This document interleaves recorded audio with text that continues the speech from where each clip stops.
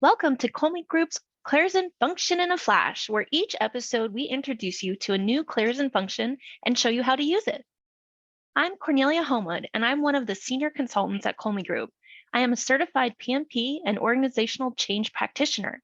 I have been configuring clarizen since 2019. With me today is Kelsey. Hi, I'm Kelsey Vo. I'm a certified PMP and project management technical consultant intern at Kolme Group, and I have 6 years of experience in training and training development. What function are we learning about today, Kelsey? In this episode, we're going to talk about FindObject. Oh, let me guess. We just hit Control F in clarizen, right? I wish it was that easy, but not exactly. This function is useful because it can help you ensure you're not duplicating any fields or objects while working within clarizen. Let's take a look at the syntax.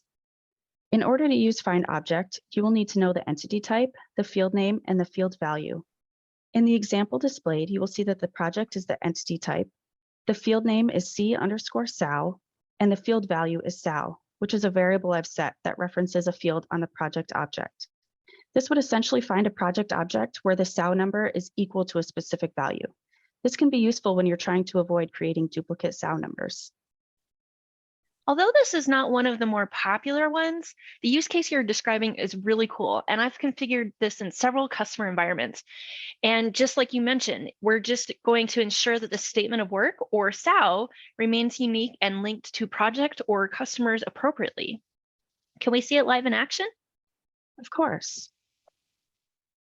Here I have my Kolme U project, and I just want to show you that the SAL number is 1234.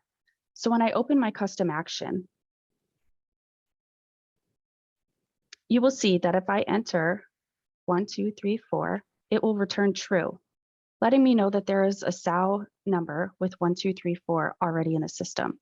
However, if I enter in 0000 and hit OK, it will return false, letting me know that SAL number has not been used yet and you can use it. That's really cool. What else should we know about FindObject, Kelsey? FindObject is available in custom actions and email rules, but it is not available for validation or workflow rules.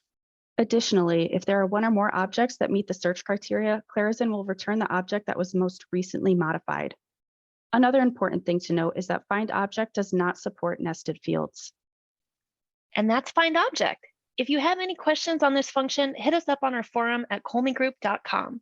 If you found this useful and are ready to take your clarizen skills to the next level, reach out via our website for individual consulting and training for you and your organization. Thanks, Kelsey.